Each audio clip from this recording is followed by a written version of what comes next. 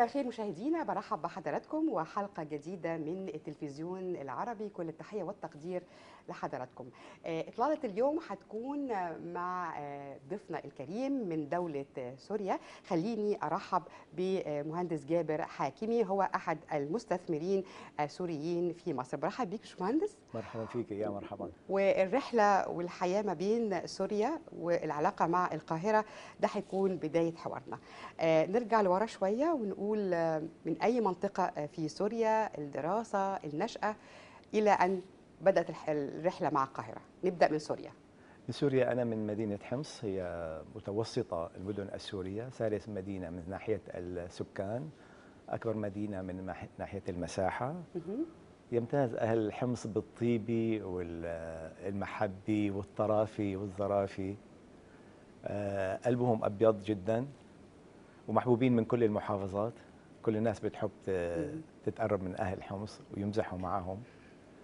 فدي عطتنا نوع من البساطة والطيبة والمحبة لبقية المحافظات. مهندس جابر، هل حمص مدينة سياحية نقول عليها مدينة سياحية؟ حمص أو لها طبيعة خاصة؟ ليس لها طبيعة خاصة، لكن حواليها مثلا يتبع لحمص ثاني أهم قلعة من قلاع البيزنطيين، هي قلعة الحصن، ولا زالت محتفظة بقيمتها ومكانتها وبنائها لحد الآن. في حوالي حمص كمان مناطق سياحية من الطبيعة. الطبيعة طبعا في سوريا عموما جميلة. بالضبط. يمتاز بحمص يمر نهر العاصي، نهر جميل بسيط حلو. والدراسة كانت ايه يا فندم؟ دراسة حضرتك؟ أنا خلصت ثانوي في حمص وذهبت درست هندسة معمارية، تخرجت من مدينة دمشق.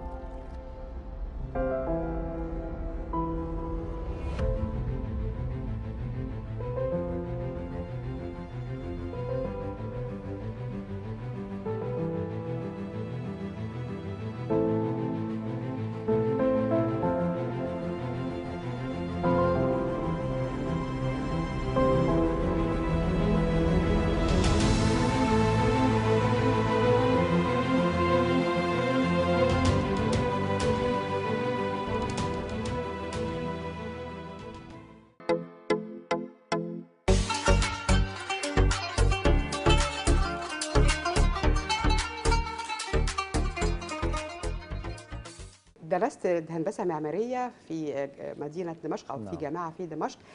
كان مجال العمل متعلق بالدراسة ولا كان في اتجاه لتجارة معينة أو استثمار معين؟ لا، للأسف كانت المهنة أنا حبيت مهنة الهندسة ودرستها بشغف وبحب.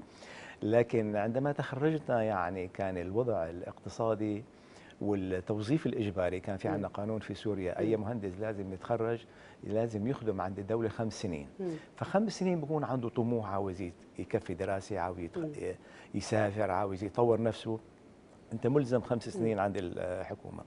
فصارت الوظائف الحكومية مكتظة بالمهندسين، فاللي عنده مجال ثاني غير الهندسي يقدر يستثمر فيه أو يشتغل فيه. فنحن كان مهنة أهالينا هي الأقمشة، فقلت توجهنا إلى تجارة الأقمشة وسبحان الله يعني مشينا في السكة دي. طيب اتكلمنا شوية عن سوريا، نسمع أغنية. تختار لنا إيه نسمعه من سوريا ومن الغناء السوري الجميل؟ أكيد صباح فخري لا شك.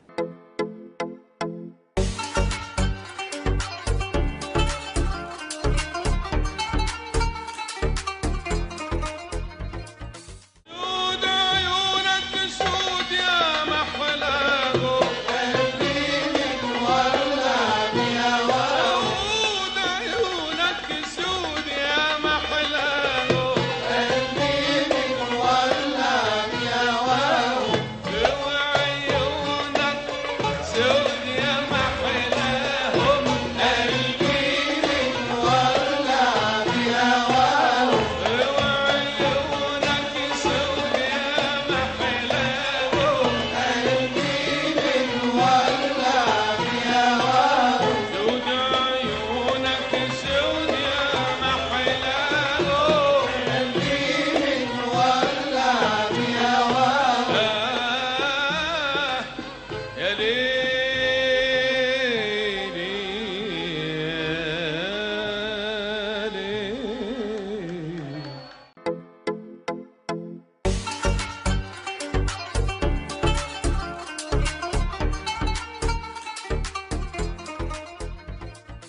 مهندس جابر، يعني الاتجاه للعمل الحر او تجارة الأسرة هي الأقمشة. نعم. ليه دايما في سوريا مشهورين بالتصنيع والتجارة في مجال الأقمشة؟ هل ده يعني مجال مشهور معروف له تاريخ في سوريا؟ والله هم أهل الشام هم أهل تجارة يعني من قديم الزمن. وتجارة الأقمشة يعني هي تجارة محببة ظريفة، يعني فيك لما أنت بتدخلي المجال وبتفهمي فيه بتعشقيه بتحبيه، لأنه دائما في تطور، في ديزاينات جديدة، في أفكار جديدة، في مواد جديدة. فبالأخص بالأخير يعني بالفترة الأخيرة لما دخلت الموضة صارت سريعة كتير، ففي تطور كتير، في منافسة كبيرة. صحيح. فبده الواحد دائما ينغمس في هذا المجال ويتابعه بشكل جيد حتى يضل مميز ويقدر ينجح فيه. طيب نذهب للقاهرة. نعم. القاهرة العلاقة بدأت معها بمجرد انك حضرتك اخذت قرار انك تجيء وتعيش في القاهرة بصفة دايمة او بصفة يعني مستمرة، ولا كان في زيارات اخرى كان قبل كده للقاهرة؟ هو كان في زيارة بس لمصر، بس مش للقاهرة. 2000 وتقريبا 7 8 جينا رحلة سياحية من دمشق لأسوان. جميل، أسوان جميلة. بأسوان نمنا ليلة في أسوان، بعدين أخذنا المراكب وسافرنا في النيل. يعني أنا للآن أعشق ولا أنسى هذه اللحظات. النيل البكر في أسوان أبدع ما يكون، رائع يعني منظر لا يوصف. يعني أنا عندي صديقي للآن موجود في سوريا، دائما لما أتكلم أنه إياه بذكرني بالرحلة هي. صحيح. إنه يعني فعلا رحلة رائعة لا تنسى وغريبة من نوعها. يعني أنت واحد بروح آثار بروح كده، لكن هون بتروحي بقلب الطبيعة. النيل واسع وعريض وتاريخ وحضارة، الأشجار بتحسي الأشجار بتهمس لك بتكلمك، طبيعة فريدة بتقعد فوق. يعني الواحد فعلا بينسى الدنيا واللي حواليه.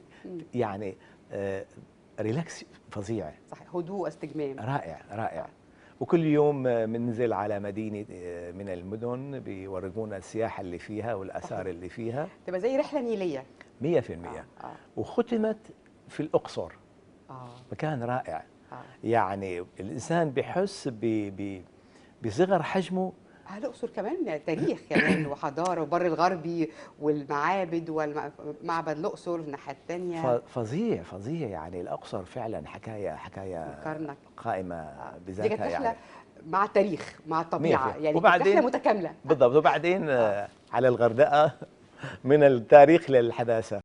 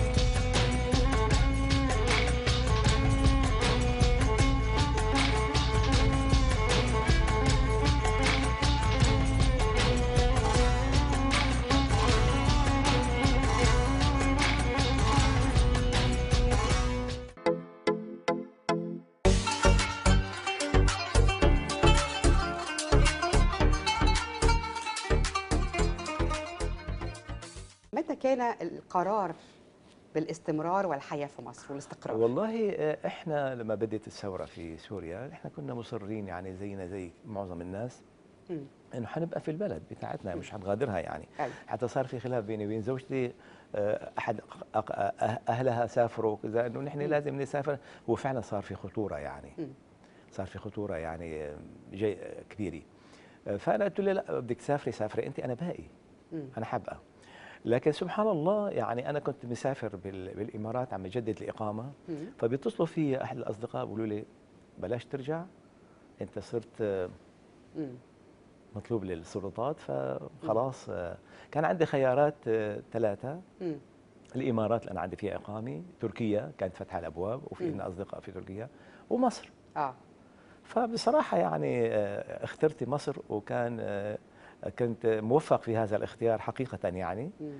وجينا هنا بقالك قد ايه يا باشمهندس في القاهره؟ آخر 2012 يعني حتى الآن. 13 سنة. حتى الآن.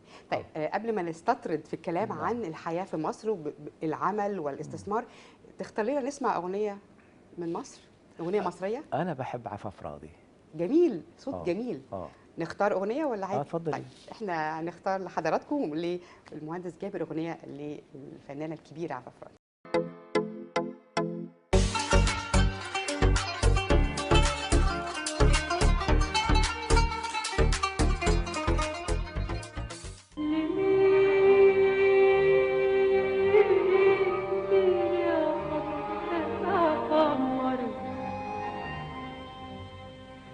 تطلع لمين تسهر لمين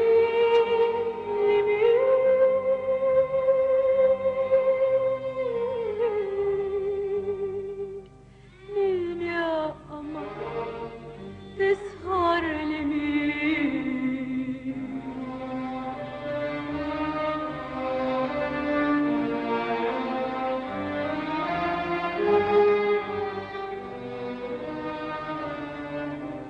احنا يا حبيبي في رحلة سفر والسمالي وبعيد القمر.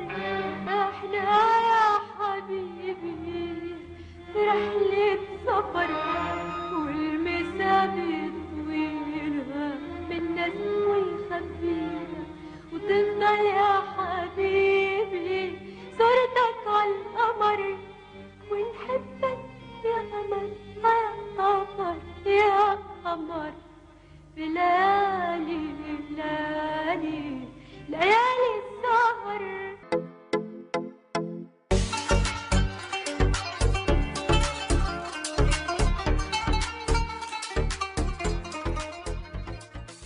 رحلة الحياة في مصر الاستقرار، وشايف إنها كانت حياة مليئة بالتوفيق والنجاح، لأنه بدأت كمان تكمل تجارتك هنا أو استثماراتك هنا في مصر. هلا أول ما اجينا إحنا متخيلين إنه حنبقى لنا شهر شهرين ثلاثة أربعة ونرجع يعني. ما كان في ذهننا الاستقرار. حتى أنا اختلفت مع صاحب الشقة إنه أنا مش عاوز سنة، قال لي نحن ما بنأجر أقل من سنة، أنا عاوز 9 شهور تخلص العام الدراسي، خلصوا أولادي في المدرسة نرجع. ترجع بالضبط كده كان التخيل يعني. لكن شاءت الأقدار إنه الأمور تتطور وتتعقد، فاضطرينا نبقى هنا. فما كان في فكرة شغل، لكن لما اضطرينا إنه حنبقى هنا فالمفروض ندخل مجال العمل. انا حاولنا مثل كل السوريين اللي بيجوا، اسهل حاجه هي المطاعم. حاولت اشوف لي حد بيشتغل في المطاعم يفهم في المصلحه يعني، وانا شريك لي. لكن سبحان الله ما صارت. فالافضل انه الواحد يرجع في مصلحته ومهنته اللي هو مجاله الاساسي، اللي هو خبير فيها بصراحه، مجال الأقمشة، وهو هذا الصح، تصنيع الأقمشة وبيعها واستيرادها عفوا. شايف المجال هنا. طيب بما انك بقالك اكتر من 13 سنه، السوق المصري واسع، سوق واعد، يعني يستوعب كل المنتجات وفي منافسه جميله. حقيقة في البداية كان السوق المصري أسهل من دلوقتي. فأول ما إحنا دخلنا كانت المنافسة قليلة شوية. ليه؟ لأنه إحنا بنشتغل في الأصناف الفانتاستيك يعني، أو الموضة زيادة، اللي هي فساتين الأعراس والسهرات والمشكوك. فده عاوز جرأة أكبر ومغامرة أكثر وخطورة أكثر. فالمنافسين فيه شوي قليلين محدودين، فكان المجال أريح. دلوقتي صار في الموضوع لما بيكتر وبينتشر، فكل الناس بتصير بتحاول. صحيح، بقى سوق كبير، بقت المنافسه كبيره. بالضبط. فكثرة المنافسة حتى يعني دخل سوق العمل سوريين تانيين ومصريين تانيين، فالموضوع صار أوسع أشمل. مصر بتستوعب مصر سوق كل سوق مجالات الاستثمار والجنسيات. طبعا احنا يعني كل المنطقه العربيه اخواتنا، كلنا اشقاء مع بعض، بس قصدي انه اقتصاديا مصر تستوعب الاستثمارات المختلفه باتجاهات المختلفه. مصر سوق كبير، سوق واعد، مم. سوق واعد حقيقة. وأي إنسان مميز بأي حاجة حيلاقي فرصته في مصر. مم. يعني إحنا أول ما دخلنا مصر، أول ما جينا، عندي أصدقاء هنا يعني من قبلنا موجودين هنا، مم. بيقولوا لي حتدخل تلاقي مكتوب في المطار مهما كنت إيش ما كنت حتلاقي زيك كتير. مم. فعلا مصر فيها كل الاختصاصات، من التعليميه والاختصاصات التجاريه، كل الصناعيه، كل موجود. مم. بس انت هون حتى تلاقي فرصتك، فانت لازم تكون بروفيشن او مميز في حاجه محترف أو مميز في معينه حاجة، حتى عشان تلاقي تنجح. فرصتك. فاللي بيتعب على نفسه حيلاقي فرصته في مصر. هو عموما ده مبدأ للجميع، يعني نعم. انه اللي بيركز في شغله وبيتعب عليه 100% بيقدر يلاقي ثمار ده. ومصر سوق واعد وسوق وسوق كبير كبير. يستوعب، صح، صحيح. حقيقه. طيب نرجع لسوريا شوية. نعم. ونتذكر الدراما السورية. ترشح لنا ايه مسلسل درامي سوري؟ الدراما السوريه كانت محليه 100%، مم. إلا إلى مرحلة ما دخل عليها بعض المخرجين الشباب اللي أنتجوا بعض المسلسلات اللي هي الكواسر، مم. الجوارح. مم. دول صار تصويرهم في الفضاء الخارجي مش ضمن الاستوديو، كان كل التصوير داخل الاستوديو.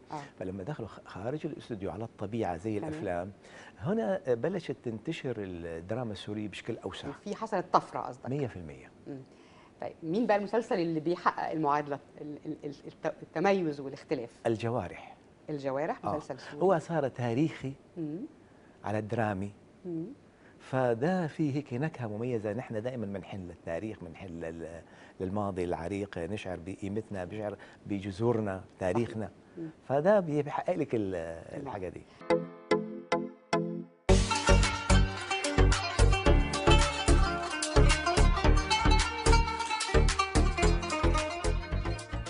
كيف كانت ليلتك البارحة؟ لم يغمض لي جف. من السعادة؟ من الخوف. خوف؟ لم ألقى من أمك الحب الذي كنت آمله. لقد قبلتني وباركت لي مرغمة. أنا ولدها الوحيد يا وردة، ربما ساءها أن تسرقيني منها. وهل تسرق الزوجة زوجها؟ تسرقه من أمه. دعينا من أمي الآن وحدثيني.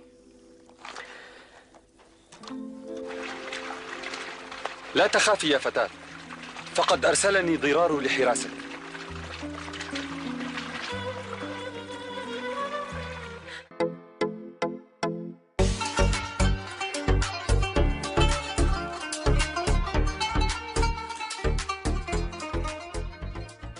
مهندس جابر، نعود مرة أخرى في مصر، ويمكن حضرتك لم تكتفي بالإقامة والاستقرار مع العائلة، الاستثمار في مجال مهم، مجال مطلوب طبعا، الأقمشة واستيرادها وتصنيعها، لكن كان في ملمح إنساني. يعني اهتميت بالجانب الإنساني، المشاركة في الأعمال الإنسانية أو الخيرية، لكن لك فلسفة معينة إنك بناء الإنسان، اهتمام بقدراته علشان يقدر يكمل حياته اجتماعيا واقتصاديا. ده من تأثير الحياة هنا في مصر جات لك هذه الفكرة أيضا؟ والله الموضوع ده حصل من الشيء اللي شفناه والمعاناة اللي بيعانوها السوريين، لأنه اضطروا يهاجروا بكم كبير، بيوتهم دمرت، وظائفهم راحت، أموالهم انتهبت. فمعظم الناس اللي اجت لهون اللي معاه مبلغ بسيط، أكبر أصغر، فالحاجة الإنسانية تقتضي انك انت الواحد يمد ايد المساعده. فنحن ساعدنا في البدايه مع مجموعه من المؤسسات اللي كانت موجوده سابقيننا هنا، لكن التقينا انه نحن ما هالمؤسسات هاي لا تلبي طموحاتنا. تمام. اسسنا مؤسسه خيريه هنا. في البدايه كانت للاغاثي، للطبابي، للمساعدات العينيه كده. لكن بعدين من تطور لما طال الوقت والزمن، احنا مش عاوزين يبقى عندنا ناس مجرد تعودوا انه ياخذوا اعانه، ياخذوا مساعده، لا. فنحن صرنا نجيب الاسر، كل اسره شو عندكم امكانيات، ربة الاسره شاطره بايه، رب الاسره هنا بيفهم التنميه، بإيه. هنا مفهوم التنميه مش 100%. تكافل فقط، بتنموا بالضبط. قدراتهم وامكانياتهم. 100%. نحن لانه نحن اليوم انت خلاص، انت اليوم مش عارفين احنا حنبقى هنا المده كام، فانت لازم تعتمد على نفسك واحنا مستعدين نساعدك. ففي ستات مثلا تعلمت الخياطه، ادينا لهم مكنه خياطه. في ناس عاوزين يدخلوا في مجال الطبخ، عارفه انت الطبخ السوري، فساعدناهم في تامين المواد الاوليه حتى يقدروا ينتجوا في بيتهم. في عملنا دورات كثير، كان اكثر اقبال على من الصبايا والنساء على موضوع الكوافير، نعمل لهم تصفيف الشعر. ايوه بالضبط، تمام، دورات في هذا ونساعدهم في دخول سوق العمل. جميل. طيب كان في هنا تعاون مع الجمعيات المصريه ايضا، يعني طبعا حضرتك بموجب اقامتك هنا في مصر تعلم جيدا ان هنا في مصر نهتم كثيرا بالعمل التنموي، العمل الاهلي، ويعني عندنا يعني خبره كبيره. هل بتتعاونوا مع جمعيات او مؤسسات ايضا خيريه مصريه؟ طبعا طبعا، مصر ما شاء الله يعني سباقه في هذا المجال والى باع طويل، وفي جمعيات خيريه يعني على مستوى عالمي. طبعا صار في بروتوكولات مع كثير من هذه الجمعيات المشهوره المعروفه، ولهم كل الشكر والتقدير. عملنا معهم كثير بروتوكولات في مساعدات، في برامج تنميه، في وزاره الاتصالات جبنا لهم مجموعه من الاطفال، عملوا لهم تدريبات الذكاء الاصطناعي والتقنيه. ففي تعاون رائع، فلهم كل الشكر والتقدير لا شك. طب في هذه النقطه مهندس جابر، خليني اقول انه على النطاق الاوسع هنا نتكلم على المنطقه العربيه، هل العمل التنموي او نحن نخدم المجتمع اصبح في فكر مختلف، ان انا زي ما حضرتك قلت لا نقدم اعانه او مساعده فقط، ولكن بموجب التنميه، تنميه القدرات اجتماعيا وثقافيا واقتصاديا؟ ده مفهوم لازم يعمم في كل الدول العربيه. ما احنا الجزء الثاني من الاسم الجمعيه بتاعتنا لبناء الانسان. فنحن بدينا في الامهات اول، عملنا لهم جلسات، فنجان قهوه صباحي حتى اول شيء يتعرفوا على بعض، يعيشوا مشاكل بعض، يدعموا بعض. هنا يعني في البدايه اول ما اي انسان بيجي مهما كان قوي، مهما كان معه فلوس، بحاجه لحد جنبه يعيش، يحس في الامان، في التكافل، يتضامن معه. بالضبط. فكانت اول خطوه مع النساء، ثاني خطوه مع الاطفال. عملنا لهم للاطفال حياه وطن، تدريس مواد تربطهم في وطنهم الام، تاريخا، جغرافيا. يعني هو جهد كبير، بس اكيد لقيته ثماره يعني. 100% 100%. وعموما حتى هنا في مصر ايضا مفهوم ان احنا نبني الانسان متوفر بشكل كبير من خلال مبادرات، ده مبادرات كمان رئاسيه في هذا المجال، لانه لا نقدم فكره المساعده لكن ننمي الانسان، ويمكن ده يعود بالنفع على شعوبنا العربيه كلها اكيد. يعني تعرفنا جزء على الدراما السوريه، تختار لنا ايه من الدراما المصريه نتفرج عليه؟ والله باعتبار مهنتنا الاقمشي، فكان يعني يجذبنا حق متولي. ايوه صح، تجاره القماشه. بس سيبك من الموضوع الثاني، لا هو كان شاطر، الجواز. كان تاجر شاطر.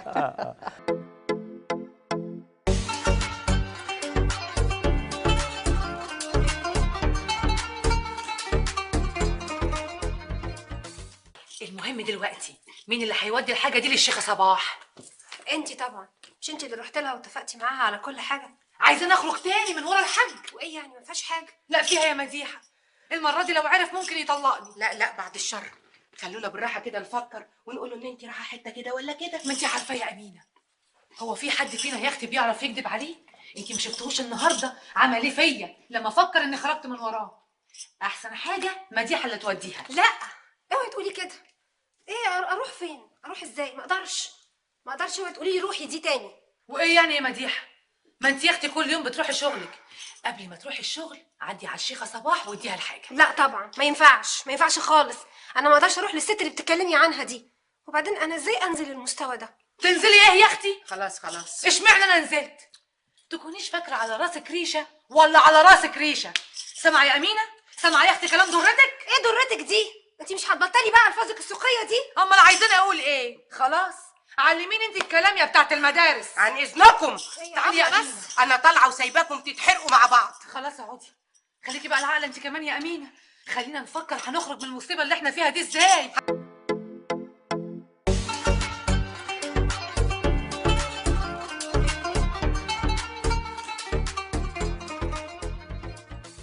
مهندس جابر، يعني ذكرتني كده واحنا وفي 2007 كان في رحله جميله جدا نعم. مع التاريخ والطبيعه، نعم. لاسوان والاقصر ومدن كتيره على ضفاف النيل والغردقه. طيب بعد اقامه اكثر من 13 سنه، ايه الاماكن المفضله سياحيا بالنسبه لك هنا في مصر بصفه عامه او القاهره لو تحب؟ والله انا اعشق مصر القديمه. مم. يعني قد ما زرتها ما بشبع منها صراحه. وفي العيد الماضي من اسبوع 10 ايام زرنا مطعم في مصر القديمه. ما بعرف لا مش لازم نقول مش اسماء نذكر تجاريه، بس هو الأسماء. عموما الاماكن هناك جميله كلها. هو كان قصر لاحد المماليك وتحول الى مطعم. اجواء جميله جدا، شرقي. تحب المقاصد يعني الاجواء القديمه في مصر؟ رائعه رائعه.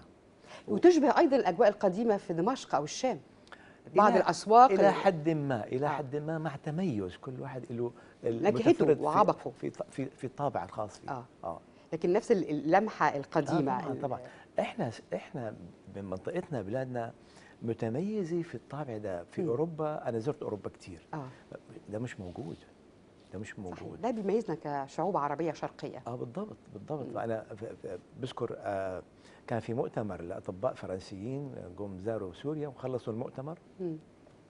عملوا لهم سياحه في شارع الحميديه. فرجع والمناطق الاثريه المحيطه له وبنهايته الجامع الاموي. فرجع يعني مبهور انبهار فظيع، بيقول لك انا حاسس نفسي عايش في ليله والف ليله وليله. اجواء القديمه. ايوه بالضبط. من التاريخ والعظمه. طيب سؤالي الاخير مهندس جابر حكيمي، احد المستثمرين السوريين في مصر، ماذا تتمنى من حياتك هنا في مصر او اقامتك هنا في مصر؟ ماذا تتمنى ان تحققه؟ والله احققه انا اليوم. انا اللي بنفسي حققته، مش عاوز اي حاجه. عاوز انا احب مصر واتمنى الخير لمصر، والشكر العظيم لاهل مصر جميعا صراحه. انا اتنقلت في 3 اماكن. سكنت اول ما جيت في مدينه ناصر، بعدين مصر الجديده، دلوقتي في الرحاب. في كل مكان للان عندي اصدقاء بنتواصل بشكل دائم مع بعض. أتمنى إقامة موفقة وسعيدة جدا. بشكر جدا مهندس جابر حاكيمي من دولة سوريا. بشكرك شكرا جزيلا، شرفتنا يا فندم. الشرف. انتهت حلقتنا النهاردة مع حضراتكم من التلفزيون العربي. دائما إطلالة جديدة، نراكم إلى اللقاء في حلقة قادمة، ودائما التلفزيون العربي على المصرية، وإلى اللقاء.